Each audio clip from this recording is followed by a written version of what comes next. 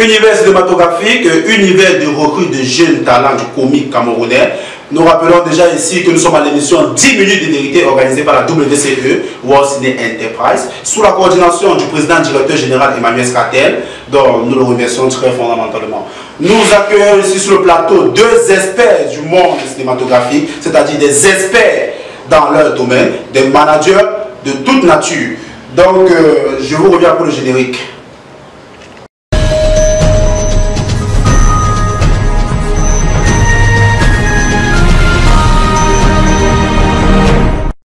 « 10 minutes de vérité, 10 minutes pour satisfaire la curiosité des téléspectateurs du moment qui sont curieux de savoir un plus sur l'intimité de certains managers et grands artistes du moment au Cameroun.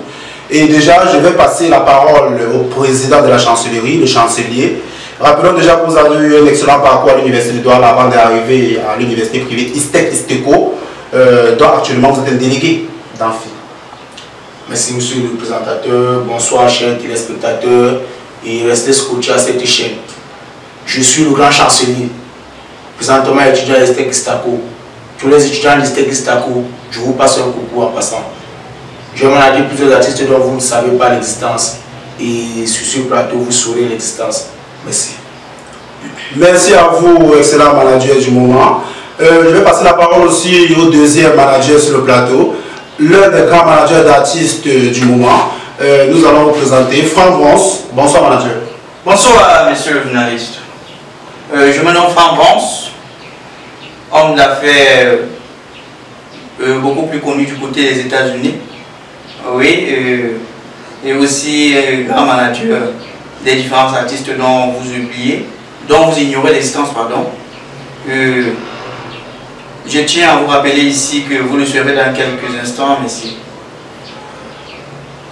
Substantialité de présentation et journalisme agréé, nous allons tout de suite passer à la satisfaction de curiosité des téléspectateurs. Nous commençons par le chancelier ici, présent, qui depuis les années 2003, lorsqu'il commence dans le cinéma, a formé beaucoup d'artistes dans le milieu du showbiz et aussi dans le milieu comique. Nous commençons premièrement par l'artiste nommé Steve Fa, c'est-à-dire influenceur web, qui a beaucoup eu de vues sur YouTube. Que pouvez-vous nous en dire plus concernant votre petit formateur? Ouais, l'artiste Steve Fa, qui est aujourd'hui influenceur web, qui vit du côté de Yaoundé, je l'apprécie bien, c'est mon fils. Steve Fa, c'est mon fils. Steve Fa est venu me voir dans les années 2005-2006, pendant qu'il était encore étudiant à l'université de Soie en gestion, étant le niveau de l'actuel ministre de la Santé, Malouda Marachi. Steve Fa avait un faible, ce garçon pour le cinéma, au point qu'il ne savait vers qui se tourner. De là, un de ses camarades a parlé de l'existence du grand chancelier que je suis en tant que le président de la chancellerie. La chancellerie selon le Steve Fa. Donc en passant, Steve Fa aujourd'hui, je suis fier de ce qu'il est devenu, mais grâce à moi, seulement que Steve Fa n'est pas reconnaissant. Steve Fa, tu n'es pas reconnaissant. Comment est-ce que tu peux oublier l'existence de ton papa? Ton papa qui t'a appris les réseaux sociaux. Les réseaux sociaux qui sont devenus aujourd'hui ton mange-pain comme principal Steve. Mon petit Steve. C'est avec les larmes aux yeux que je te parle ainsi, mon petit Steve. Quand un enfant réussit, il n'oublie jamais la route de la maison de ses parents. Donc, d'après ce que vous êtes en train de dire, Steve Fa est un petit que vous avez pris depuis le bas âge pour former dans le cinéma. Steve Fa, c'est mon enfant.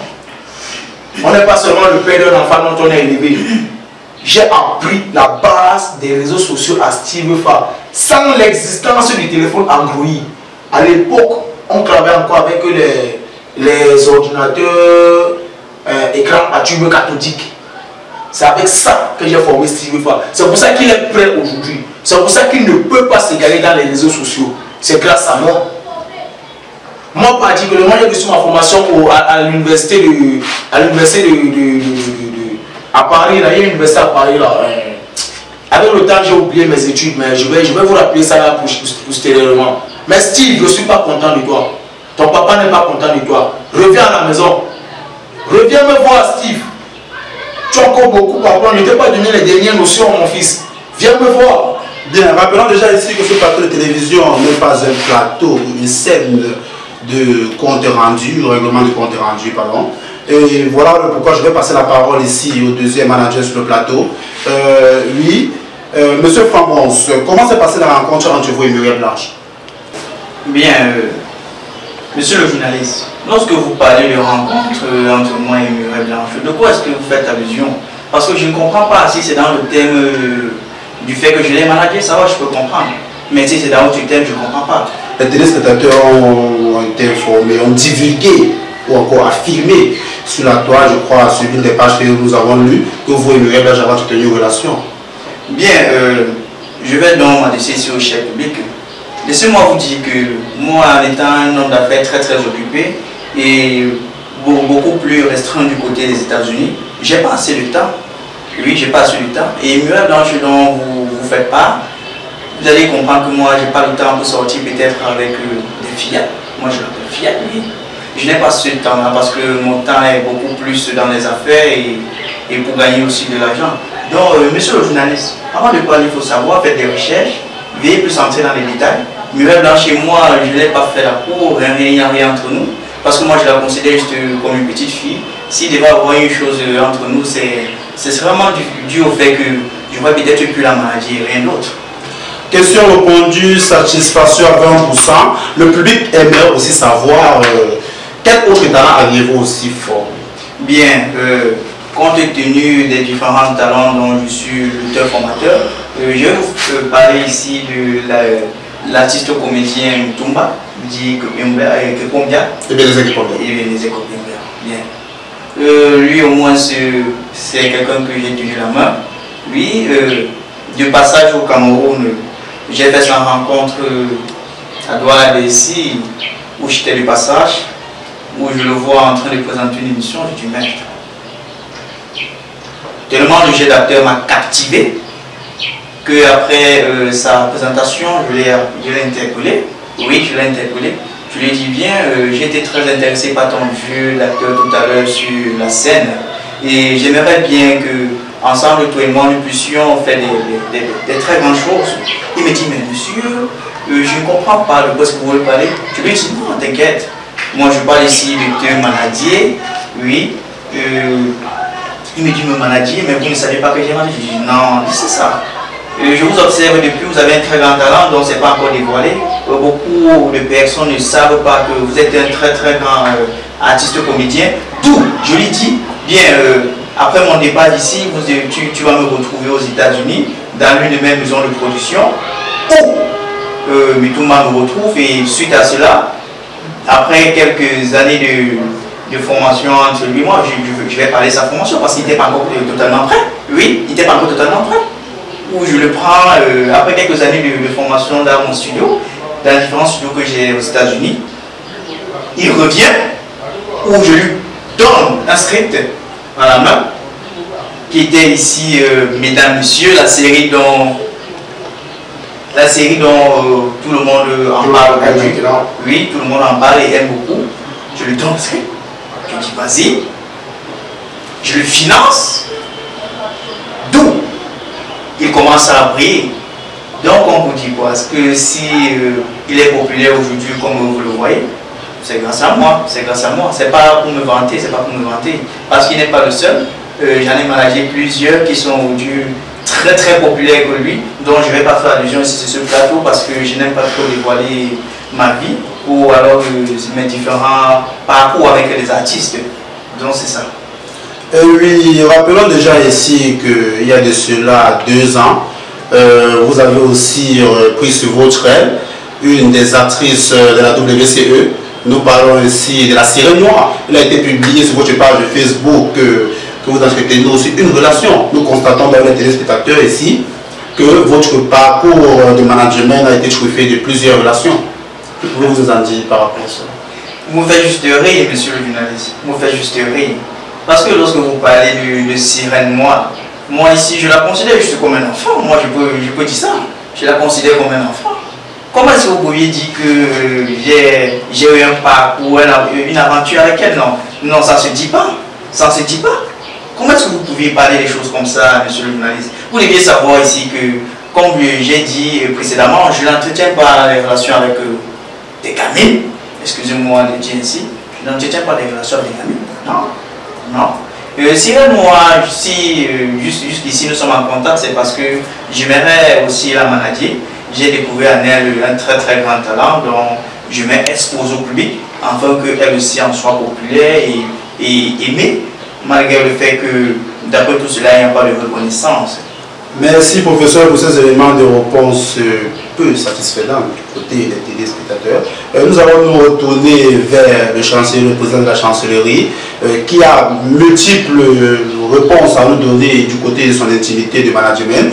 Le chancelier, le président de la chancellerie, des rumeurs sur la toile stipule que vous êtes l'ex-petit ami de Coco Emilia. Vous faites allusion à Madame Vemba. Madame Vemba, oui, parce qu'elle s'est mariée récemment. Bien évidemment. Madame Vemba, la petite Coco Emilia. La petite Coco Emilia. J'ai été le manager de cette jeune dame. Elle et moi se sommes rencontrés à Paris. Je me rappelle, c'était dans les années 2010. J'avais un tournant, j'avais une tournée européenne, oui. Elle et moi se sommes rencontrés à Paris, dans la ville de Nantes. C'est là elle me dit, monsieur le chancelier, je suis un fan de vous, je vous aime, je vous apprécie. Et tout et comme ça, vous savez, quand une personne est fan de vous, quand une personne vous admire, oui, c'est ce qu'elle m'a fait comprendre. Et Madame Vemba, en passant, était une très belle dame. Une très belle dame, pas autant pour dire que j'ai dû avoir à faire les choses avec elle, non, loin de là.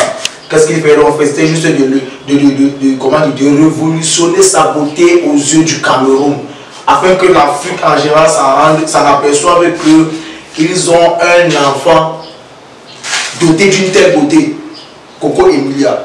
C'est grâce à moi que le monde entier connaît Coco Emilia. Coco Emilia fait ses premières publications sur ma page. Oui, je ne vous coupe pas, excellent manager. Déjà, nous rappelons ici que vous avez investi une somme de 20 millions de francs dans le mariage de Coco Emilia. Oui, justement, parce qu'elle valait ça, elle valait cette somme. Elle valait cette somme. Déjà même que j'ai été rémunéré au plus de mon investissement. Et vous l'avez aussi offert une voiture comme cadeau d'anniversaire, d'après certaines rumeurs. Justement, c'est comme un papa. Un papa n'est que fier de voir ses enfants évoluer. C'est là normal, monsieur le journaliste. Très bien. Oui, en ce qui concerne le management d'artistes au Cameroun, c'est chose pas facile puisqu'il y a de l'investissement.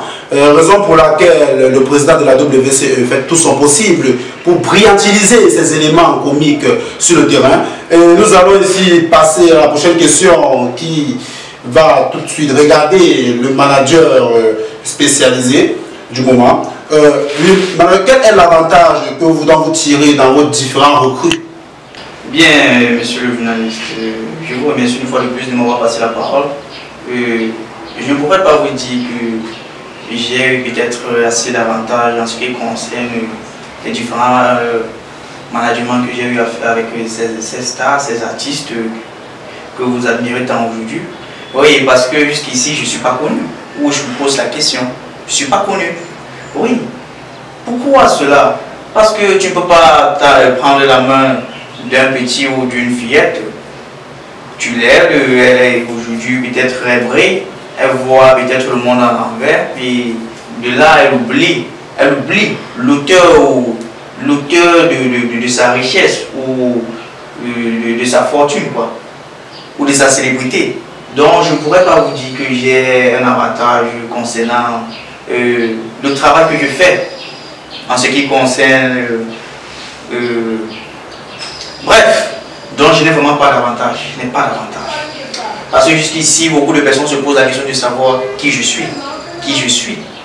Où est donc cet avantage-là, si les gens continuent à se poser des questions? Nos informateurs sur le terrain nous ont rapporté une nouvelle très alléchante. Déjà qu'après votre dernier passage aux États-Unis, lorsqu'il y a eu la remise des prix organisée par le très célèbre producteur russe, Pavlov Matini.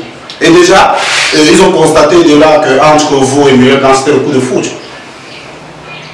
Monsieur le journaliste, vous revenez encore une fois de plus sur cette question dont je ne vais pas du tout répondre parce que, comme je vous ai dit, Muriel Blanc chez moi, il n'y a rien. Si ce n'est qu'une relation de travail, il n'y a vraiment rien. Parce que moi, je la considère juste comme une petite gamine que je tiens la main et bon voilà, juste pour l'amener au sommet. Donc le coup de foudre dont vous êtes en train de faire part, moi je n'ai aucune idée en ce qui la concerne. Allez encore beaucoup plus vous renseigner et c'est tout ce que je peux vous dire.